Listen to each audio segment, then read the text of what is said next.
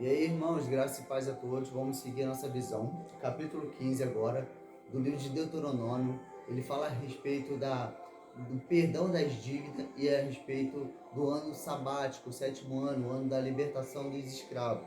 Então ele fala que não haverá pobre no meio dos israelitas e que os israelitas tinham que aprender a ser generoso com os seus e também com todos os povos da terra. Então ele fala que deveria, no sétimo ano, quitar todas as dívidas, perdoar todos aqueles que estavam devendo. E aí, versículo 9, 4, ele fala: ó, entretanto, não haverá pobre algum no teu meio, pois o Senhor certamente te abençoará na terra que o Senhor teu Deus te dá por herança para possuir-te. Versículo 8, olha o que ele fala: pelo contrário, abrirás a mão para ele e certamente lhe emprestará o que ele precisa, o suficiente para a sua necessidade.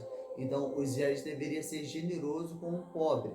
E aí, o versículo 11, ele fala que no meio dos israelitas não haveria pobre, mas que na terra sempre haveria pobre e que não somente os israelitas, mas toda a igreja, ela tem essa missão de cuidar dos pobres e dos necessitados. Ó, versículo 11: pois nunca deixará de haver pobre na terra, por isso te ordeno, livremente abrirás a mão para o teu irmão, para o necessitado e para o pobre da tua terra. Então ele fala que nós devemos ter um coração generoso, mãos abertas para o pobre, para o necessitado, principalmente da sua terra. Mas nós sabemos que isso vai ser muito mais abrangente, não somente para os israelitas, porque o desejo do Senhor é que através dos israelitas todas as famílias da terra fossem abençoadas. Então essa ordenança de cuidar dos pobres da sua terra, dos israelitas, hoje ela tem uma dimensão muito maior.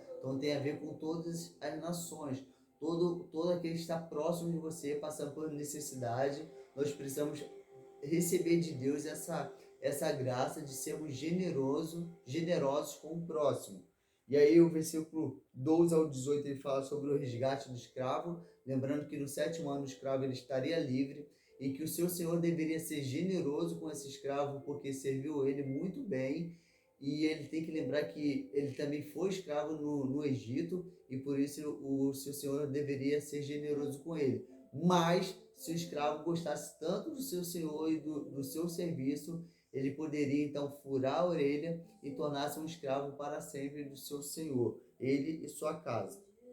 E por fim, nós temos a consagração dos animais puro e perfeito ao Senhor, lembrando que se os animais, os primogênitos dos animais ali, que não fosse puro, não fosse perfeito, não poderiam ser sacrificados ao Senhor. Então, eu só falo a respeito dessa consagração dos primogênitos dos animais.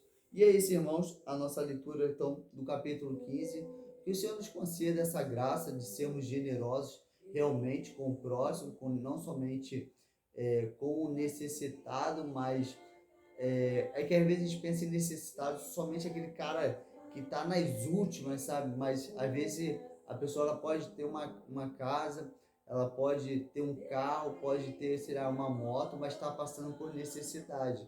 Então que o Senhor possa nos mostrar essas pessoas e que possamos ajudar essas pessoas que passam por dificuldade, mesmo tendo um certo condições aparente aos irmãos. E isso se você for analisar, isso existe muito no nosso meio.